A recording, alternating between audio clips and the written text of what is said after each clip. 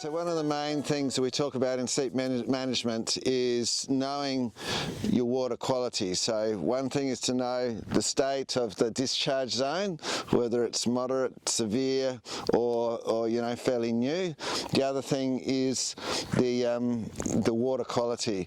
So when what we're trying to find out is how saline it is, because if it's not too saline, that means that we can bring a lot of the management, like growing loose and things like that, a lot closer to use up that water and lower the water table. So it's important when to test the water that you dig a hole and find out what the actual water table is. Don't use surface water or a dam that might be around that site, because generally the surface water deteriorates pretty quickly once there's salt involved. So it may give a false indication, a much higher reading than what the actual water table is.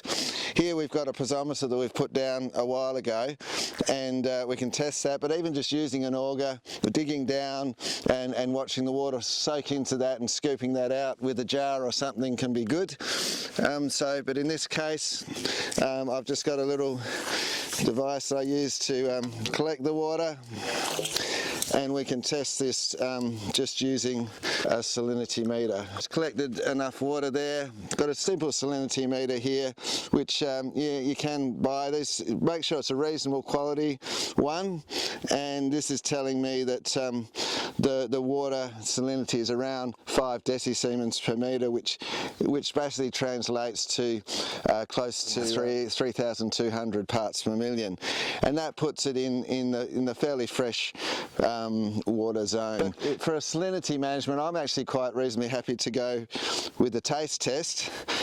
So even just, you know, that taste, I can taste a little bit of salt in there, but not too much. I would say it's not too salty. If it's something you know you'd be able to feed your sheep all right, then that tells me that, you know, in your management you could bring lucerne right in close. When you start to get highly saline water, then it's probably more important that you do get an accurate picture of that, you know, 10,000 parts per million or around 15 decisiemens, or whether it's really high up around seawater, which is more like your 30-35 decisiemens or over 20,000 parts per million, then that certainly starts to restrict what you're doing, and certainly you're moving more towards, you know, salt tolerant trees to use up the water in that situation, rather than lucerne, or you push your lucerne further up the hill where the water might be less saline.